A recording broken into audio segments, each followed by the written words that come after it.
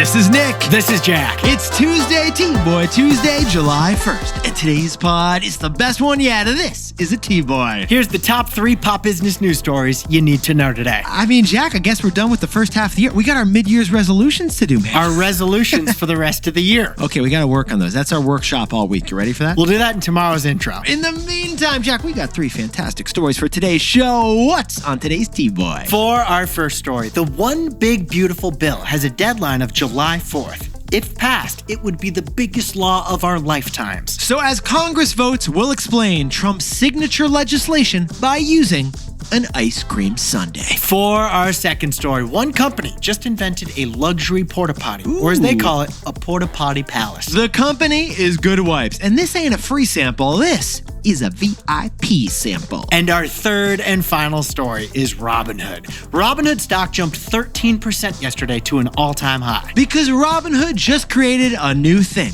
It's half stock, half crypto.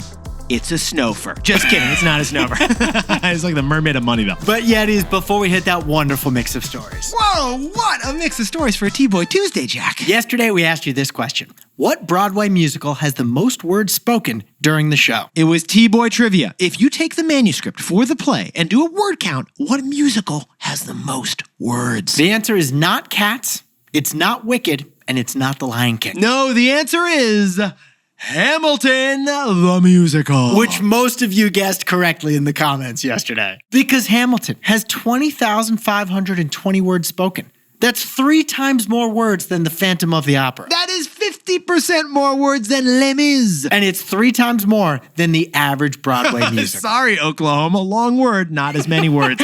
Jack, could you sprinkle on some context to the reason, please? The reason Hamilton has so many words is rap. Nearly every song in Hamilton is straight up hip hop. Check your song before you wreck your song. So the singers are singing 3 times faster than Cabaret. Hey, Galinda, try to keep up. And it's not just words, it's dollars too. Hamilton is the fastest ever Broadway play to pass $1 billion in revenue. They did it in just 10 years. The profits are coming. The profits are coming. But the story behind the curtain for Hamilton is even wilder. Because Lin-Manuel Miranda basically wrote all 46 songs of Hamilton on the subway. And he performed the first song at the White House. True. 6 years before the play did its first show. Besties add it all up, and we consider Hamilton to be the greatest creative accomplishment of all time. That's no exaggeration. No, it's not. And I'm watching it this weekend. It's a 4th of July tradition. But on our weekly show, The Best Idea Yet, we will tell you how Hamilton became the most successful show ever. And how the business of Broadway actually works. That one's fascinating. That's right. It's the untold origin story of the most patriotic play everyone's obsessed with. We got a link in the episode description. You can listen right now or on your road trip to whatever beach you're going to on Wednesday. In the meantime, Jack, we got 3 fantastic stories for today's show. What do you say we hit the T-Boy? Let's hit it. Let's take our shot. 15 years before this song, 2 boys from the Northeast met in the dorm. They had an idea to cause a cultural storm. It's the best one yet, but the best is a norm. Jack, Nick, that's it.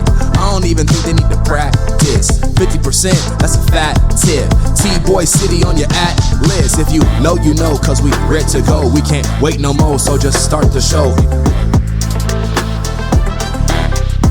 Start the show. For our first story, the big, beautiful bill must get voted on by Congress this week, and it would be the biggest bill in our lifetimes. And we think the best way to explain it is with ice cream, hot fudge, and sprinkles. Extra sprinkles. Now, Yetis, you know that feeling of when you get a term paper deadline and it's like right before spring break. Well, imagine if it wasn't the professor who set the deadline. It was the commander-in-chief of the U.S. military.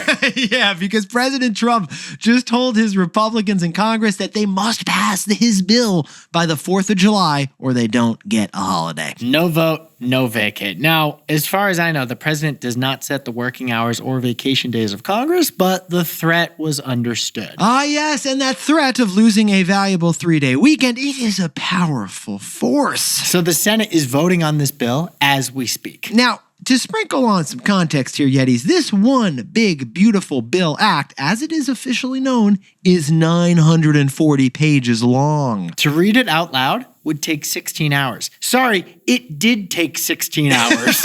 It happened on the Senate floor on Sunday. And if you want to understand this bill, well, basically it is Trump's social, political, and economic philosophy in one single act of law. Or as we call it, an ice cream sundae of MAGA. And yes, in case you were wondering, Elon still hates it. He tweeted over the weekend that this bill is a disgusting abomination. Elon even pledged to unseat any Republican who votes for this bill if it's, and I quote, the last thing I do on earth. Now, since this bill is an ice cream sundae of a bill, Nick and I are going to go scoop by scoop telling you what's in it. Yeah, Jack, let's go full Ben and Jerry on this thing. What are we getting in the first scoops here? First, baby brokerage accounts. We covered this on the pod last month.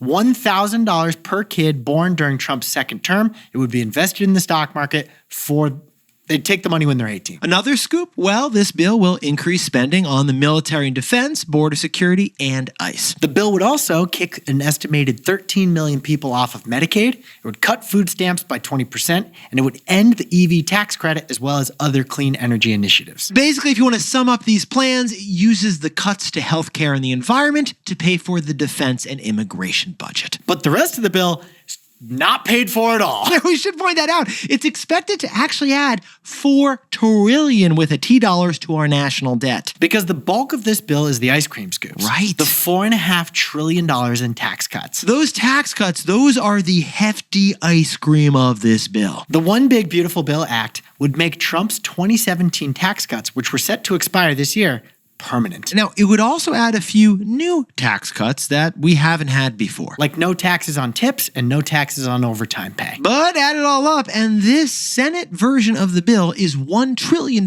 more expensive than the one the House passed 1 month ago. So, Republicans added a $5 trillion increase to the debt ceiling in there just to give them a little bit of wiggle room, which would be the biggest debt ceiling increase of all time. And now, besties, we should point out, it is not clear that the biggest bill in our lifetime is actually going to pass through Congress. 2 Republican senators appear out, and Republicans only have space to lose 1 more senator. But in the meantime, we should point out how big $4.5 trillion is as a price tag. What do you think, Jack? The $4.5 trillion in debt this is going to add to America could buy every American an iPhone every year for 15 years. Or just 15 iPhones right now for everybody. But then the camera upgrades, you don't get the camera upgrades, Jack. So, Jack, what's the takeaway for our buddies who are everyone in America? The Big Beautiful Bill is an ice cream sundae for the wealthy with populist sprinkles on top. Now, Yetis, the most expensive part of this bill by far is the tax cuts. And the majority of the tax savings will go to the wealthy. In fact, 90% of the tax cuts are an extension of Trump's previous 2017 tax cuts, which mostly benefited the wealthy and corporations. The new tax cuts, the ones for tips, overtime, and car buyers, those make up less than 10% of the cost of this bill. And the rest of the bill, dollar for dollar, it isn't much compared to those initial huge tax cuts. So the way to think about this bill, it's like an ice cream sundae for high-income earners. But with sprinkles on top for populist political points. For our second story, Goodwipes, the brand disrupting toilet paper, is marketing their wet wipes with luxurious porta-potties. We just got the numbers, and these Porta Palaces are the ultimate free sample. All right, Jack, if we're going to tell the story, we got to talk about the worst life experience, retail or otherwise. What is just disgusting. I'm 13 years old. My brother and my dad and I are camping out at the Indy 500. I'm already out. It is hot as hell. We just finished sleeping in the tent, and I need to go to the bathroom. Is this a vacation? No, it's not a vacation. I go to a porta potty, and I left. You don't even need to go. You don't even need to go. The porta potty is the closest humanity gets to our caveman origins. It is a primal experience in there, Jack. But at music festivals nationwide, VIP wristband holders are getting access to a luxury porta potty experience. Get this, we're talking golden toilets, neon signs, even red velvet rope with a bouncer. There's beautiful music played inside to create the ambiance and hide the noise. It's called a porta palace. And the company behind it, interestingly, is Goodwipe. Goodwipe is a flushable wet wipe brand. And now we should point out, Yetis, that this is not something you're just going to see at music festivals this summer, right? Goodwipe is parking their porta palaces outside of frat parties and outside of college football tailgates too. So the next time you're doing Jaeger bombs over at Sig Sig Ep, you may be relieving yourself in a giant Porta-Potty Palace made of gold. Goodwipe's fancy porta potties are so popular, they have a wait list. 50 events want them parked where the porta potties would be. Jack, this Goodwipes palatial porta potty is like the most in-demand toilet since, I don't even know. The padded seat? Oh, again, that's a hot take. We're going to get canceled for that one, Jack. I think I saw one at Bezos' wedding in the paparazzi. No, I didn't. But let's sprinkle on a little bit of context, Jack, because Goodwipes was the pioneer in the adult wet wipe industry 12 years ago. And Goodwipes competes with Dude Wipes, the wet wipe rival that's valued at $300 million. But together, they are tearing up the toilet paper industry. Charmin isn't for a Harmon, baby. Remember during the pandemic when everyone started hoarding toilet paper at the beginning? Well, it turned out that toilet paper hoarding caused a wet wipe sales surge. And that's when Goodwipes got acquired by Kimberly-Clark. Kimberly-Clark is a $40 billion company behind Cottonelle. They were getting disrupted by wet wipes, so they bought a leading wet wipe company. Strategic timing, because since then, the wet wipes industry has seen sales double every single year. In this economy, the wet wipe is a bathroom treat yourself. Yeah, like wet wipes are kind of like the poor man's bidet, if you think about it, right? Yeah, they are. And the market is surging for them. But we should point out, Yetis, a fast-growing market does not mean a big market. Which is why we have the Porta Palaces. Exactly. Goodwipes is trying to get beyond the early adopter by getting the partygoers. And you know what? We just got the numbers, and it's working. Get this. In cities that have had a Porta Palace, Goodwipes web traffic rise 34%. Sit down. And sales jump by 10%. Stand up and sit back down again. At your next wedding, you could become a wet wipe convert thanks to this Porta Palace. And just to be clear, these Porta Palaces are stacked with Goodwipe wet wipes. Take as many as you want, take as many as you need. You can even take some on the go. I know it's been an hour. I don't care. I love it in here. So, Jack, what's the takeaway for our buddies with the luxurious Porta-Potty Palaces? It's time to evolve from the free sample to the VIP sample.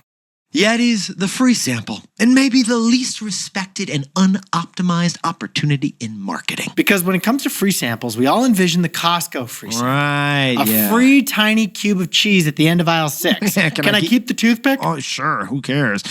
But think about that. It's a boring presentation. It's an awkward interaction, and you're randomly giving something to a person who has no intent to buy it. Enter Goodwipes. They just flipped the script on how to conduct an effective free sample. Because the experience is premium, it is natural, and it is totally aligned with the target customer's intent. You were already going to the bathroom, but Goodwipes just upgraded every detail. We think it's a case study in exactly this. Not just a free taste, it's a flex. Instead of a free sample, hand out a VIP sample. Hey Yetis, if you're a bestie, take a sec and hit that subscribe button. And like this video while you're at it. If you leave a comment, by the way, we'll read it. For our third and final story, Robinhood just went from US stock trading app to a global one by merging stocks and crypto into an entirely new thing. Robinhood is at an all-time high because it moves fast and fakes things. You know, Yetis, in the past year, Jack and I have been paying attention, and Robinhood shouldn't be called Robinhood. It should be called Sir Ships-a-Lot. That like Sir Lancelot? I think that's what I said, Little John, because on Monday, Robinhood shipped 3 new products that sent the stock up 13% to an all-time high. Sherwin Forest is so hot right now, Smokey the Bear is issuing a forest fire warning. Maid Marian is making money on this stuff. Get this, Yetis. Robinhood is now worth $80 billion. Its stock is up 10x in less than 2 years. Jack, those are Palantir numbers right there. And the biggest launch they announced yesterday is an entirely new financial concept.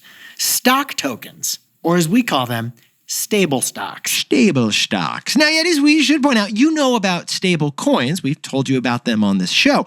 But stable stocks, that is an entirely new thing. Robinhood announced it yesterday, and it's their way to expand overseas with a backdoor move. Now, to sprinkle on some context here, We are the context because Jack and I worked at Robinhood for 3 years after we sold our first company to them. Dude, we were in the trenches at Robinhood. We were deep. Now, we saw the company put out massive investments to expand to Europe, and they did so unsuccessfully. Because expanding to Europe requires complying with massive rules and laws and regulations in each and every country. Like Belgium. Oh, yeah. Where you must comply with the Belgian dip. The Belgians won't let you sell a stock unless you put mayo on your French fries. Well, instead of complying with that ridiculous mayonnaise rule, which Nick just made up, Robinhood is going to offer citizens of the EU stock tokens, which is a stock, but the crypto equivalent. So let's play this out. For example, besties, instead of buying Tesla stock directly, you could buy a token of Tesla stock equal to 1 share. Robinhood will hold actual Tesla stock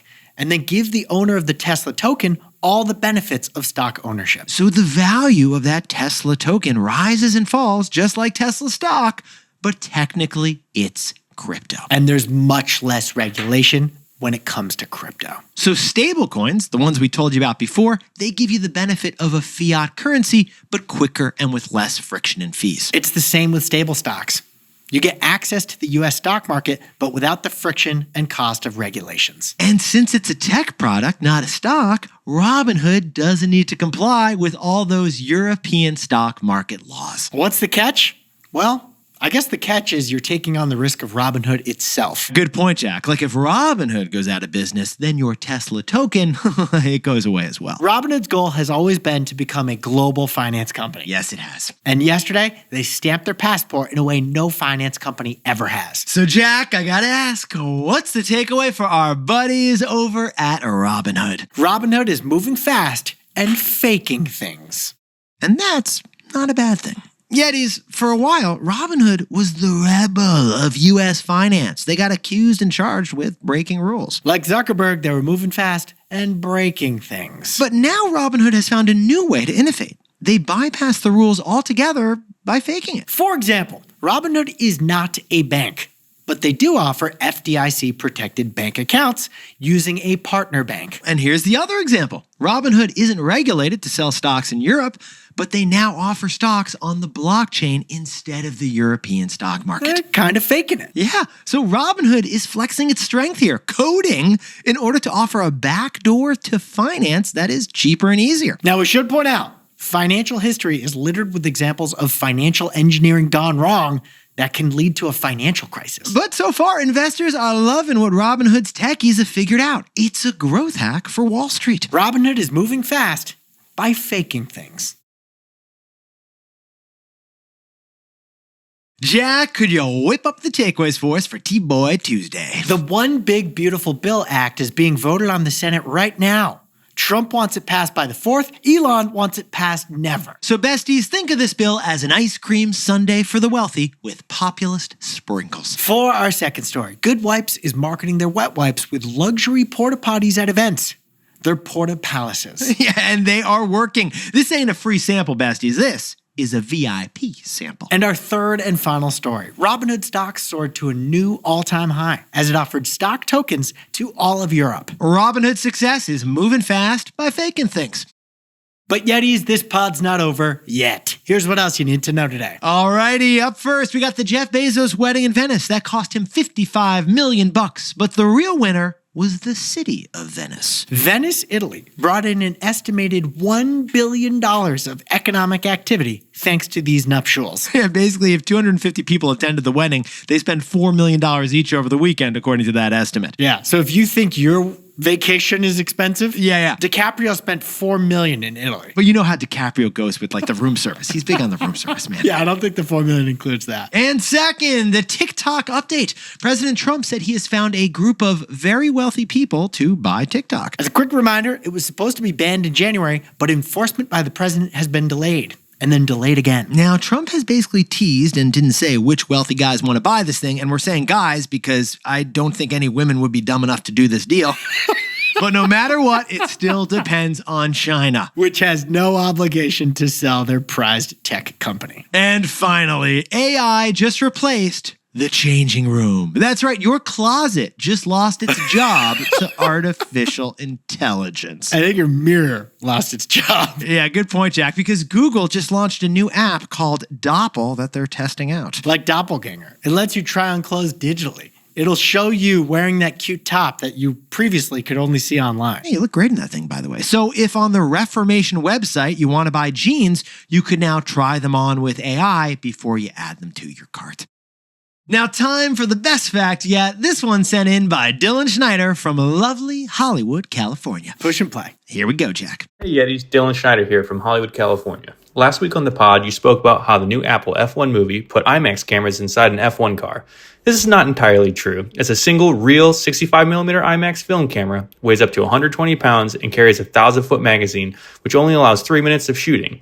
Instead, the production used a digital equivalent called the Sony Venice 2, which records 8.6K resolution and features a detachable sensor block that allowed the filmmakers to mount 3 of them on the car at once. This mini camera system was designed specifically for this film. Getting the sense Dylan works in the industry, Jack. But to add it up, I think what he's saying is that because Apple was behind this movie, they forced IMAX to create a camera specifically for Formula One racing cars. Instead of an IMAX camera, they basically used a stable camera. Like a digital version of the real thing. Stow through, Jack, stow through. Thanks for the correction, Dylan. Yetis, you look fantastic today. And now that you finished this show, we think you should take your shot on our weekly show. This episode about Hamilton is truly the best one yet when it comes to the best idea yet. Couldn't have put it better, Jack. You're going to learn about the whole business of Broadway, how Hamilton got made, and why they were making millions of dollars just on the merch. So download the episode right now and bookmark it for whatever road trip you're taking this weekend. Jack and I will see you there.